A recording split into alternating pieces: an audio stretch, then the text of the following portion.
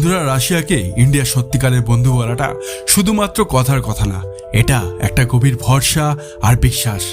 বলতে গেলে তো চায়না ও রাশিয়া স্ট্র্যাটেজিক পার্টনার, কিন্তু আসল বন্ধুত্বের মানে কি হয়ে থাকে এটা রাশিয়া বারবার প্রমাণ করেছে। চায়না রাশিয়ার থেকে S-400 মিসাইল সিস্টেমের জন্য একটা $multi-billion ডিল করেছিল। যখন রাশিয়া এই সিস্টেমটা চায়নাকে সাপ্লাই করে তখন তার মধ্যে একটা ডেঞ্জারাস সারপ্রাইজ ছিল। রাশিয়া চায়নাকে S-400 এর কার্ড ভার্সন দেয়, মানে আধা অধুরা সিস্টেম, যার মধ্যে কিছু অ্যাডভান্স টেকনোলজিস মিসিং ছিল। রিপোর্ট অনুযায়ী চায়নার সিস্টেমে কিল সুইচ আর সিক্রেট সেফগার্ড ইনস্টল করে দেওয়া হয়েছিল। মানে যদি কখনো চায়না S-400 এর মিসইউজ করে কিংবা রাশিয়ার এগেনস্টেই ব্যবহার করে, তাহলে পরে রাশিয়া সেই সিস্টেমকে রিমোটলি ডিস্ট্রয় করে দিতে পারবে।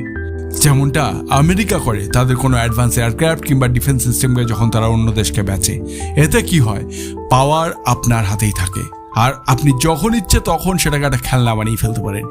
এই মিসাইল সিস্টেম একটা ডিজিটাল ফোর্ট্রেসের মতো ডিজাইন করা হয়েছে। হেভিলি এনক্রিপ্টেড, রেস্ট্রিক্টেড অ্যাক্সেস আর কোর ফাংশনের উপরে রাশিয়ার টোটাল কন্ট্রোল রয়েছে।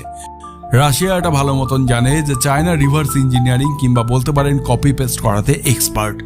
এই কারণে সে টেকনোলজিকে এতখানি সিকিউর করেছে যাতে চায়না সেটাকে কোনোভাবেই কপি না করতে পারে।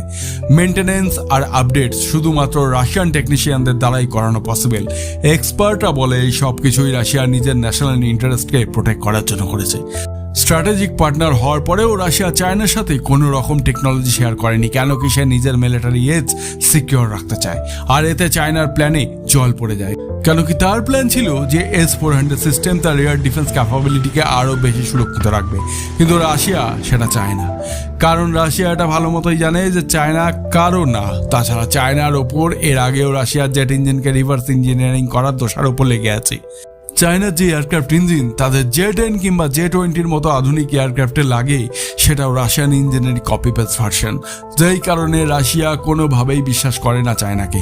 সেখানেই আরেকদিকে ইন্ডিয়া পায় fully loaded original version of S-400, বিনা কোনো রকম কম্প্রোমাইজ ছাড়াই, কোনো রকম কিল সুইচ ছাড়াই, কোনো রকম যুক্তি তর্ক আর শর্ত ছাড়াই।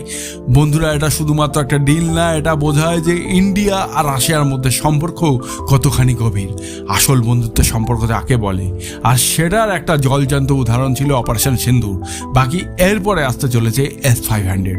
সো এরকম আরও কন্টেন্ট পাওয়ার জন্য সাবস্ক্রাইব।